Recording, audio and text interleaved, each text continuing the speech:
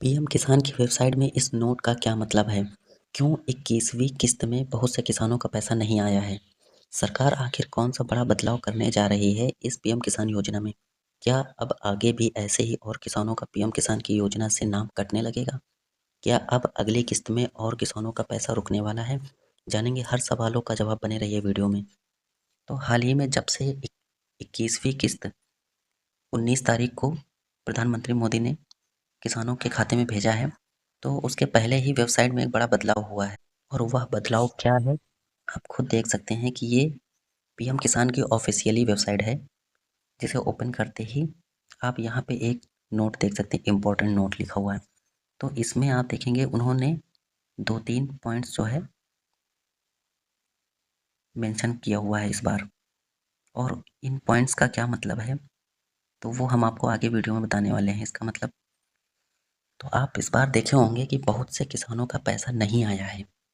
तो वो उसी के लिए ही ये नोट जारी किया गया है कि एक ही घर परिवार में एक से अधिक लोग पैसा पा रहे हैं और ऐसे किसान लोग जिन्होंने अपनी ज़मीन 2019 के बाद वरासत कराई अपने नाम, जैसे किसी के पिता या पति ख़त्म हो गए हैं 2019 के बाद, तब उन्होंने जो है वरासत करा के फॉर्म भरवाया है अपना पीएम किसान का।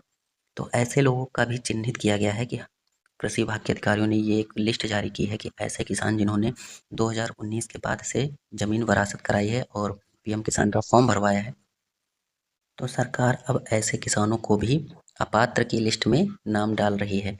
इसीलिए बहुत से किसानों का इस बार पैसा नहीं आया है।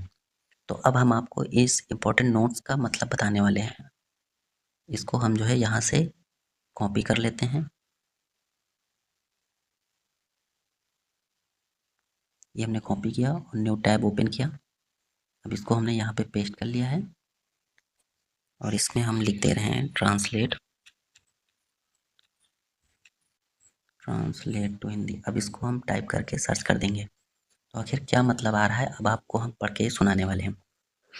ये वही नोट्स हैं जो उस वेबसाइट में हमने आपको दिखाया था। तो इसका क्या मतलब है, अब लिखा हुआ है कि विभाग ने पीएम किसान योजना के दिशा निर्देशों में उल्लिखित अपवर्जन मानदंडों के तहत कुछ संदिग्ध मामलों की पहचान की है, जैसे कि 1-2-2019 के बाद स्वामित्व प्राप्त करने वाले। तो 1-2-2019 के बाद स्वामित्व प्राप्त करने वाले किसान या एक से अधिक परिवार के सदस्य जो लाभ प्राप्त कर रहे हैं। इसका मतलब ये हुआ कि जो लोग 1-2 यानी 1 फरवरी 2019 के बाद भूमि के मालिक बने हैं या उस ज़मीन के एक से अधिक लोग जो है हिस्सेदार हैं या मालिक हैं, तो ऐसे परिवार यानी कि पति के ख़त्म हो जाने के बाद जैसे या पिता के ख़त्म हो जाने के बाद वरासत होती है, तो ज़मीन पत्नी के नाम या पति के नाम हो, पत्नी या उसकी जो है उसके बच्चों के नाम पे ज़मीन जाती है। तो उस केस में आप देखेंगे कि कई हिस्से हो जाते हैं, तब सारे लोग पात्रता की श्रेणी में आ जाते हैं। लेकिन सरकार ने एक नया मानक निकाला है कि अब ऐसे लोगों में जैसे बच्चे हो गए और उनकी मम्मी हो गई माता, तो केवल माता ही पीएम किसान के पात्र हैं, बच्चे नहीं होंगे। और यदि माता नहीं है, माता भी नहीं, उस केस में बच्चे केवल पात्र की श्रेणी में आते हैं। तो यही इनके कहने का मतलब है इस नोट में कि सदस्य जो लाभ प्राप्त करें, इन मामलों में लाभों पर रोक लगा दी गई है, जब तक कि भौमिक सत्यापन पूरा नहीं हो जाता है। किसानों से अनुरोध है कि वे पीएम किसान मोबाइल ऐप पर अपना स्टेटस जानें कि किसान मित्र चैटबॉट पर अपनी पात्रता स्थिति की जांच करें। संदिग्ध मामलों की पहचान विभाग ने उन मामलों की पहचान की है जो पीएम किसान योजना के लिए अपवर्जन मानदंडों के अंतर्गत आ सकते हैं। उदाहरण के लिए ऐसे किसान जिन्होंने 1-2-2019 के बाद भूमि का स्वामित्व प्राप्त किया है, ऐसे मामले जहां एक से अधिक परिवार के सदस्य जैसे पति पत्नी योजना का लाभ प्राप्त कर रहे हैं, ऐसे सभी मामलों पर लाभार्थियों को भौतिक सत्यापन पूरा होने तक उनके मामलों का भुगतान अस्थायी रूप से रोक दिया गया।